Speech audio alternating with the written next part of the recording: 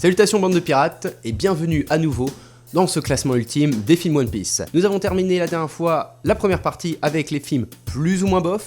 Nous allons entamer cette deuxième partie avec les films plus ou moins cool. Premier épisode de cette deuxième partie, à la 10e place du classement, 6e place de cette catégorie plus ou moins cool, One Piece épisode de Luffy, l'aventure sur l'île de la main. Alors d'abord les informations de base comme d'habitude. Il est sorti en 2012, il dure 1h40, sa note sens critique est de 6,6 sur 10 et sa place dans l'animé c'est juste après l'île des hommes poissons, donc après l'épisode 574. Son histoire. À peine arrivés dans le nouveau monde, les Mugiwara doivent déjà fuir la marine.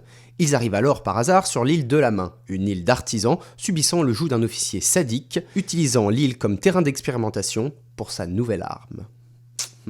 Alors la formule, c'est toujours la même, les bons points, les mauvais points, ou pour cet épisode, d'abord, les mauvais points. Alors tout d'abord, l'animation.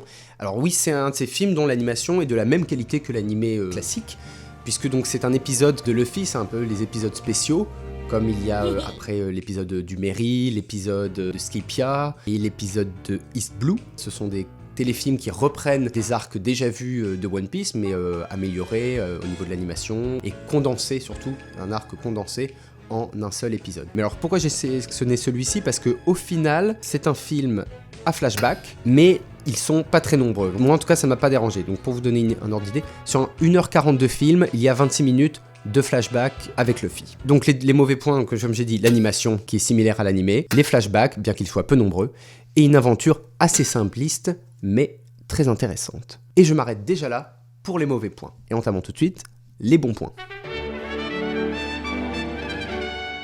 Alors tout d'abord, dans les bons points, il y a l'île de la main. Donc je dis plutôt c'est une île d'artisans. Et ça c'est un concept plutôt intéressant de One Piece qu'on n'avait jamais vu. Donc différents artisans du monde de One Piece se réunissent sur cette île et chacun pratique son artisanat. Ce sont tous bien sûr des experts. Et donc tous les produits, œuvres de ces différents artisans sont donc très prisés à travers le monde de One Piece. Donc ça c'est plutôt intéressant à voir. Même si au final ça aurait pu être un peu plus développé que ça, je trouve. Un autre élément intéressant, c'est que cette île des artisans, était protégée par Barbe Blanche. Et du coup, on est introduit à cette époque, donc je rappelle, on est juste après l'île des hommes poissons, donc on est introduit au concept des territoires. Donc comme j'ai dit, elle était protégée par Barbe Blanche, donc on peut voir que l'île, au début, donc avait sa protection, et donc suite à sa mort, il y a un chaos qui est présent, puisqu'elle n'est plus sous la protection de Barbe Blanche et son équipage. J'ai mis ensuite en bon point le fanservice, mais du fanservice comme j'aime, c'est-à-dire on n'est pas là pour nous montrer les nichons de Nami, mais des trucs plutôt cool. Et les trucs plutôt cool ici, ce sont Kobe et Hermep, et c'est d'ailleurs leur première apparition dans le Nouveau Monde, chronologiquement. Donc Kobe et Hermep qui reviennent avec de nouveaux grades. Kobe est colonel, Hermep lui est lieutenant-commandant. Et on va les voir en mission puisqu'ils vont rencontrer l'antagoniste de ce film, un méchant que j'ai classé dans la catégorie des méchants marrants. Pour moi, il y a un peu deux grandes catégories de méchants de One Piece, les méchants marrants, type Buggy, et les méchants épiques, type Crocodile, pour situer. Donc là, on a un méchant plutôt comique. C'est Bilic, un commodore de la marine. Un marine n'ayant aucun pouvoir, et donc utilise la technologie. D'ailleurs, un gros big up pour l'arme qu'il utilise dans le combat final. Mais un méchant pas vraiment épique. On a un regard plus poussé sur la marine et son fonctionnement, avec d'un côté l'abus de pouvoir de Bilic, cet officier de la marine, et la relation qu'il entretient avec Kobe.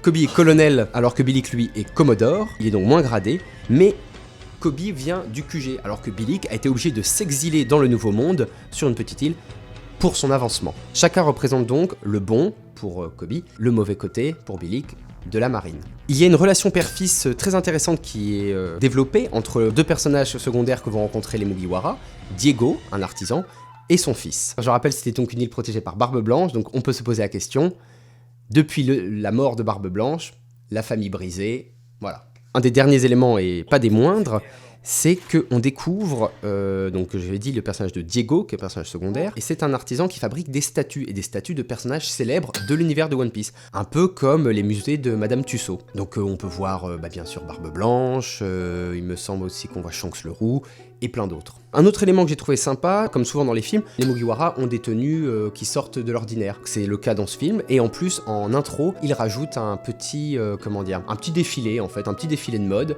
où chacun des Mugiwara se présente avec sa nouvelle tenue. C'est drôle, et c'est sympa. Peu de points négatifs, et je trouve beaucoup de points positifs pour ce qui semblait avant tout être juste un petit téléfilm en fait, tout simplement. Un film sympa, à voir si vous aimez One Piece, mais qui se regarde, et on passe au suivant. Voilà. Et enfin, pour terminer l'épisode, comme d'habitude, la pépite de Pilou.